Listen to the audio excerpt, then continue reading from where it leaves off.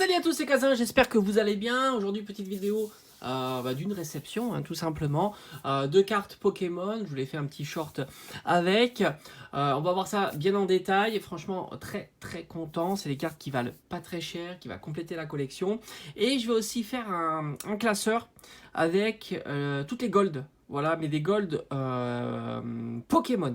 Voilà, ça c'est très important. J'ai pas à avoir les gold items. Déjà, il y en a beaucoup trop. Le budget serait beaucoup plus conséquent. Mais je vais faire ça petit à petit. Je vais voir si on peut trouver des bonnes affaires et faire vraiment un classeur sur ce format de carte là que j'apprécie beaucoup.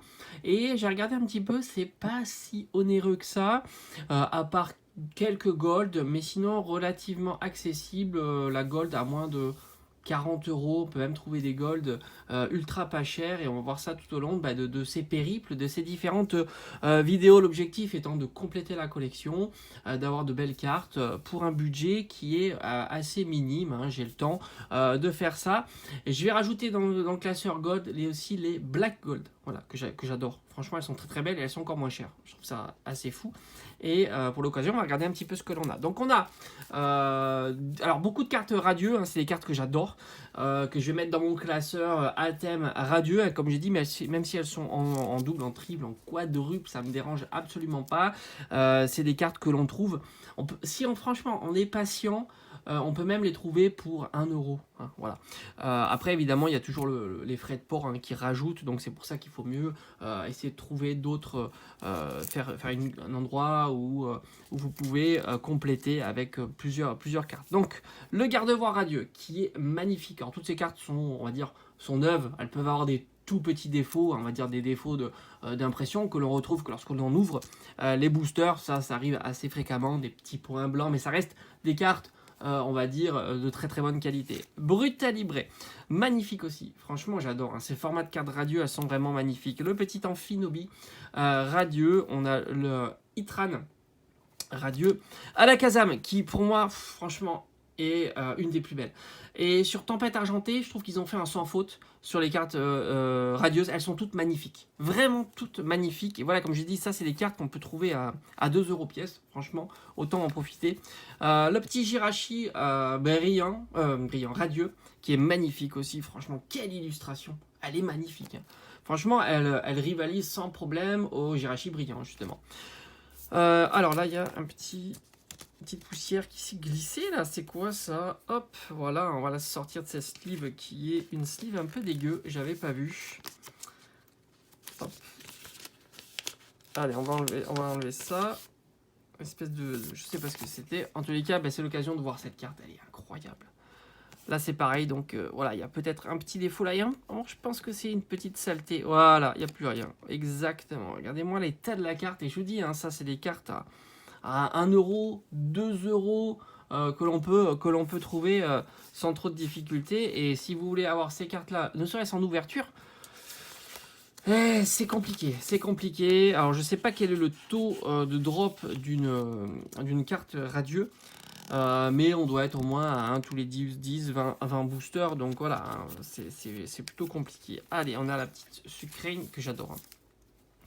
Stylix, qui est aussi magnifique. Celui que je préfère le moins, c'est Farfurex. Voilà, Farfurex, c'est pas un Pokémon que je trouve très sympa. Alors, on complète maintenant les 25 ans, ça c'est cool.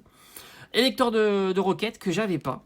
Voilà, très très sympa. Alors, je suis en train de faire un classeur Elector et en même temps, ça ira dans mon classeur ici. On va le mettre d'ailleurs directement vu qu'il est prêt. Voilà, ici il y avait sa place. J'avais rentré le mélo en vide-grenier. Et maintenant, on rentre le Elector ici. Alors, la sleeve est 10 fois trop grande. Donc, on va désliver ça et on va remettre une petite sleeve. J'ai toujours des sleeves sur le bureau. Alors, c'est vrai que dans les classeurs, en règle générale, je mets les sleeves. Je mets pas toujours des sleeves parce que déjà, le classeur est une sleeve en lui-même. Voilà, c'est du plastique. Et puis, certains classeurs ne sont pas adaptés. Voilà, j'ai des sleeves qui sont trop grandes. Il faudrait que je prenne des sleeves plus adaptés au slivage des cartes dans les classeurs, tout simplement. C'est pas toujours adapté. Et bon, là, ça passe, mais c'est pas toujours le cas. Magnifique. Et ça complète. Je crois que j'ai dû payer ça 4 euros, quelque chose comme ça. Donc, je trouve que c'est un prix qui est relativement correct pour cette carte-là.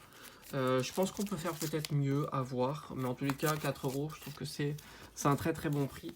Le petit mélo, magnifique aussi. Evoli, très sympa, franchement. Magnifique TG, la petite Evoli. La petite Dédène, le Ectoplasma, qui est magnifique. Franchement, très belle TG. Et enfin, les cartes Gold, dont Zacian Zamazenta en version anglaise. Et elles sont jamais sorties. Et je crois que c'est celles-ci, elles ont été sorties à l'occasion, je crois, d'une premium box, quoi, un petit peu comme on a avec il y a eu le Arceus et il y a eu aussi le Dracofeu. C'est un peu ce style de box. Elles sont quand même dans un état, voilà, magnifique état. Et comme je l'ai dit, hein, c'est des cartes qu'on peut trouver qui sont pas trop chères. On peut même les trouver en dessous de 10 euros la carte. Donc autant se faire plaisir. Et ça ira dans mon classeur Black Gold et Gold. Voilà. Ça c'est cool. Donc prochain objectif, ça va être de mettre la main sur quelques... Alors continuer les TG. Parce que les TG sont ici dans mon classeur TG. Donc là, je vais compléter. Il y en a quelques-unes qui me manquaient, dont le Dédène d'ailleurs et le Evoli. Donc là, ça va aller dans mon classeur ici. Et après, donc objectif, ça va être les Gold. Le Rayquaza qui me manque en Black Gold, qui est magnifique. Franchement, elle est extraordinaire. Et franchement, j'ai regardé un petit peu. On peut la voir pour un petit budget de moins de 20 euros.